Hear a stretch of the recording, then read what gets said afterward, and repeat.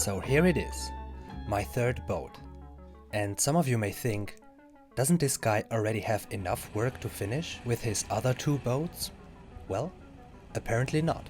The reason I got this boat is that I started to feel a little too comfortable with my current projects, so I thought of this as a way to stir up my enthusiasm a little for the project as a whole, or something like that.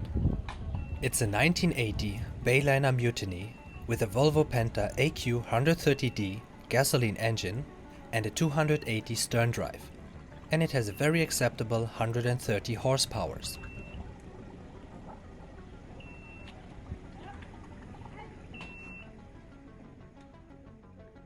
As you can see, it's in a good condition for its age, mostly original. The only downside is that the motor is seized. But it floats and is completely watertight from below.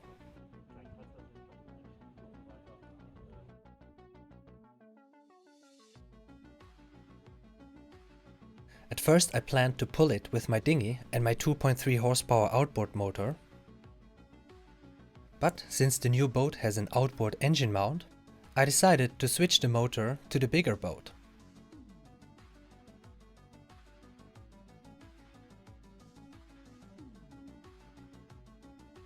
I guess this is the best configuration I can do, though I'm not really sure if that little engine can actually pull the entire convoy.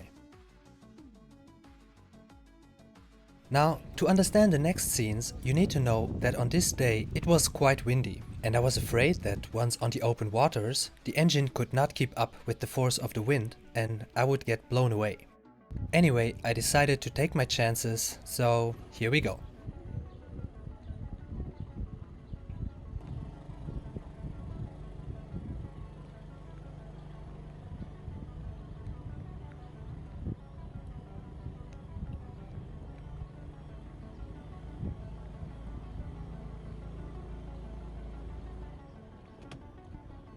Oh, right. Okay, play it cool. Good, so, once again, here we go. For some reason, the boat kept being pulled to the port side, even though the engine was pointing in the opposite direction.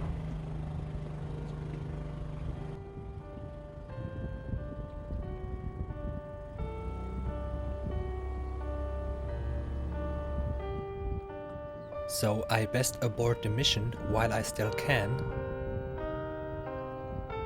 Think what to do, what to do.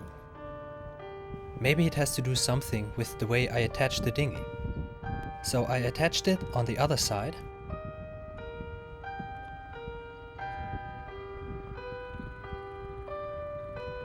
And then tried again.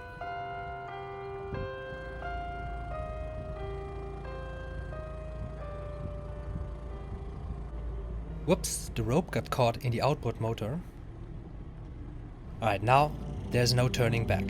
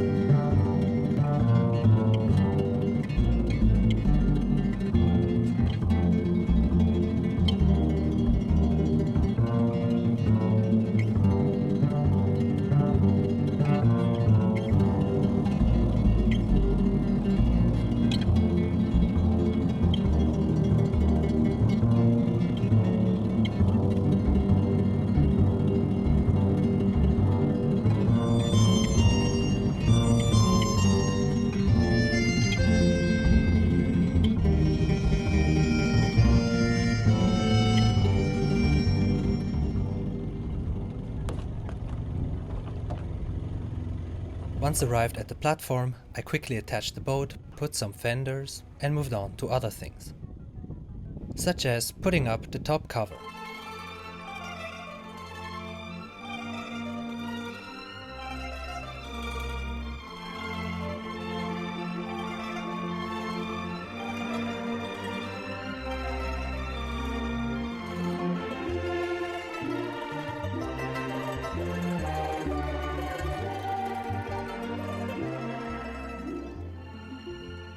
putting this cover up took me forever and the camera's battery died while doing it, so I can only show you the finished result. This was the first time I saw the boat like this, and I have to say that I really like the shape of it. I find that it has a little something of an American muscle car from the 60s and 70s.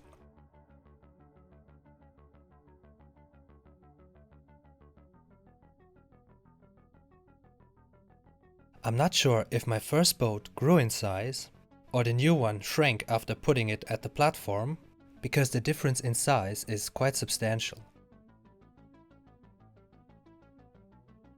And look how much docking space there is left on one side of the platform.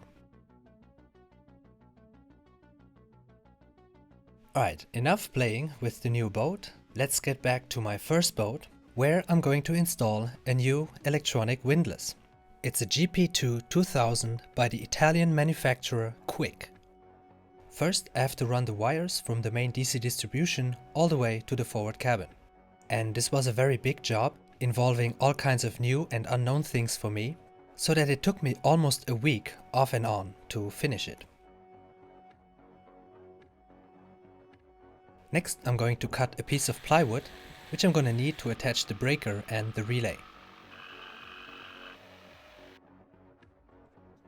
The relay, here on the lower right of the board, is like a central switching device where all the wires come together, including from the remote, and which allows the windlass to turn in both directions, for example. The breaker switch on the upper left of the board is simply a safety mechanism and can also be used to turn on and off the windlass.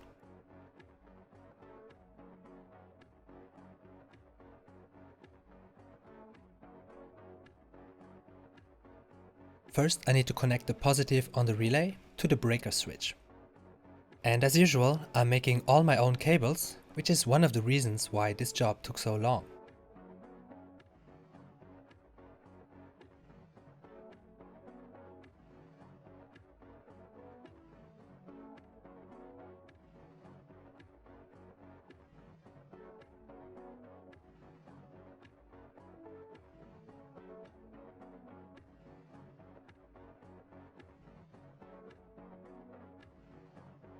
And of course, no wooden board is complete without its rubber strip at the bottom. Alright, this is now ready to be installed. But first I have to drill a couple of holes down in the bilge of the forward cabin.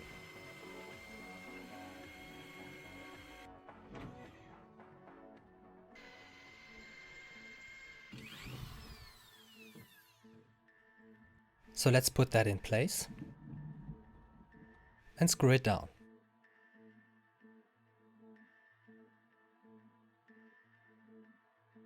Next, I'm attaching the wires coming from the DC distribution.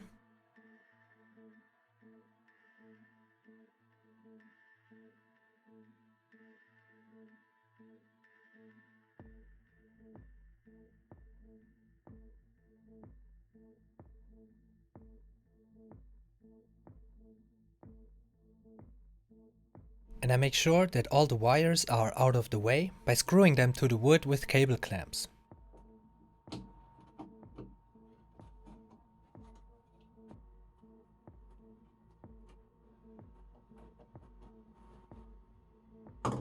This is now done, so I can put the floorboard back.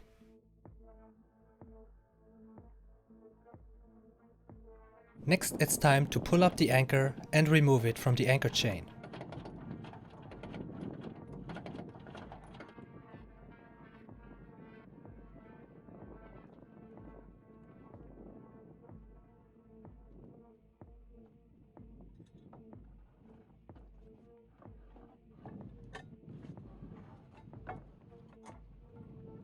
But not before first securing the anchor with a rope. Next, I have to remove this locker door from its hinges because the new windlass won't fit in this way. Then I start passing through the wires that will go from the relay to the windlass itself. But that's easier said than done because this compartment is so deep. So I'm first gonna empty the anchor chain bucket so that I can remove it.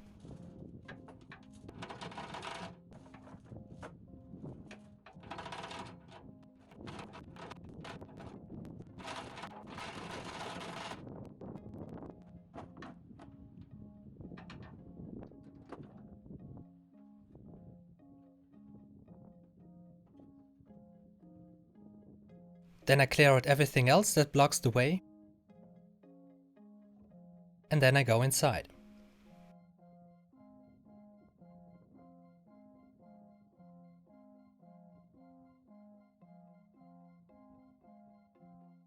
While we're at it, let's clean up a little. Once the cables were through, which took me almost an entire day and of which I'm gonna spare you the painstaking details, I can install the terminals and connect the wires to the relay.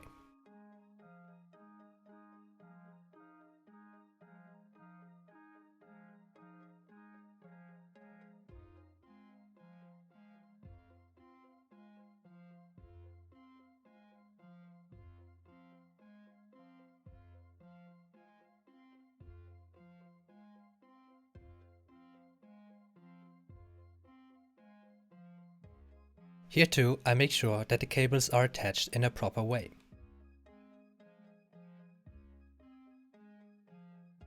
The last thing to do to wire up the windlass is to connect the cables to the DC distribution.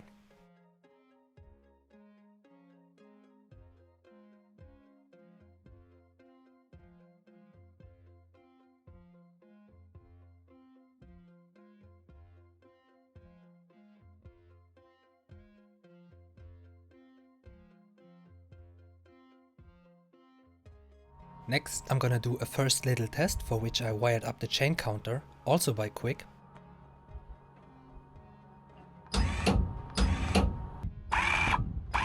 And see there, it works.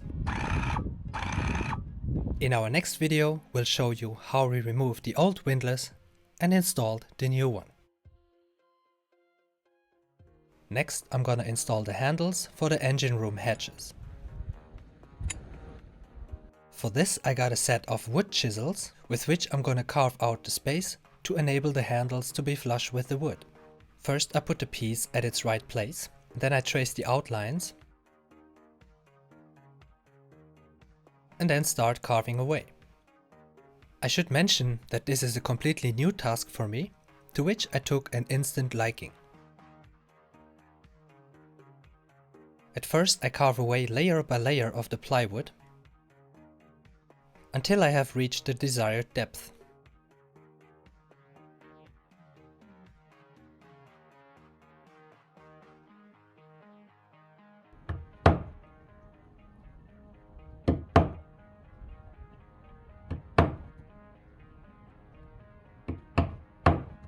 Then I trace the outline of the protruding parts at the bottom of the handle .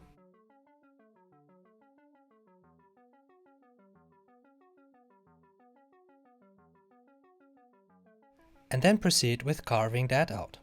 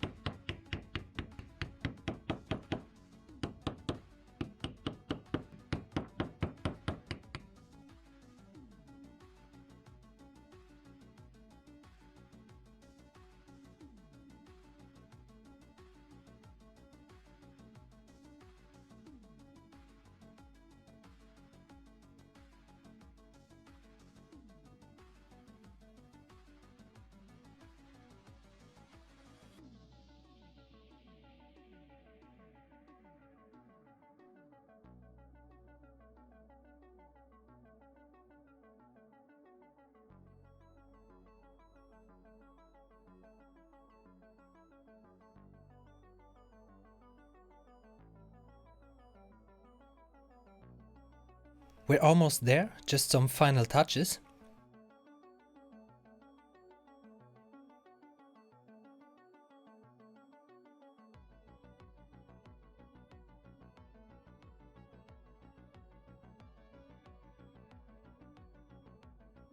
And there it is.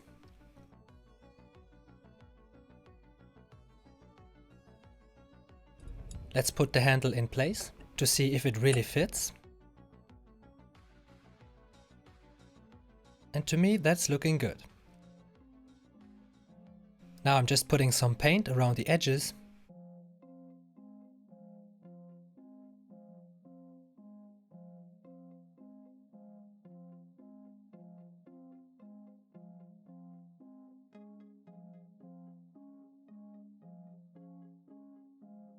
And then I can bolt this down.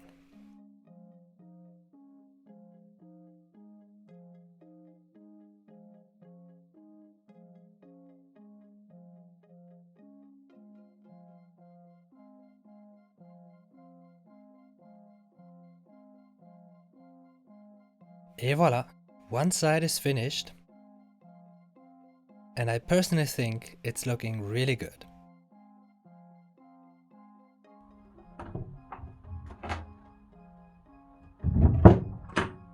And next, very quickly, let's do the second one. Frankly, it's gonna be the exact same thing, so maybe only worth watching for true My First Boaters. And I'm gonna leave you at this point, letting you watch me finish this all the way to the end. As always, I'm thanking you greatly for being with us on this journey, and I hope to see you in the next video.